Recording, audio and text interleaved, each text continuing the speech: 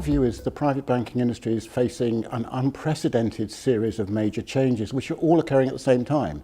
So you've got socio-political change, you've got a movement against global elites, and also you've got lower for longer interest rates and clients who are sitting on the sidelines, perhaps worried about risk, not willing to invest.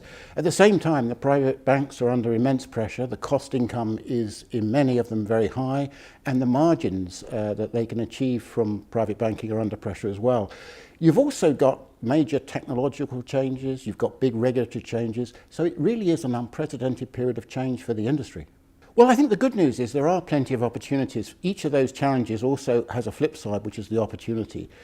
So, for example, we're about to witness the greatest intergenerational transfer of wealth that the world's ever seen, and that must provide opportunities for private banks and wealth managers. The second big area of opportunity is the technology is moving very fast. We've talked about new digitally enabled models, and we're seeing great change in the way technology is provided. In the past, it used to be on-site and installed base. Now it's very much software as a service, and it can shift the cost base tremendously towards variable costs. So there's never been a greater time for the private banks to address the cost issue. Also, digital allows you to manage the regulatory aspects a lot more cost effectively. And one of the biggest costs, in addition to IT, is the cost of regulatory change.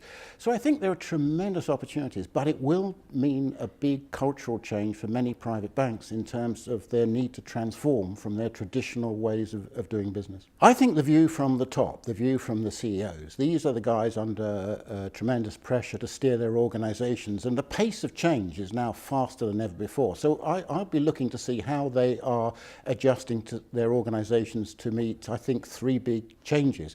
I think one is the challenge of innovation in the front office and the client interaction areas, which I think has become much more important and will be going forward to differentiate the private banks. I think secondly is to get those costs down. We're going to see much more industrialized operating models.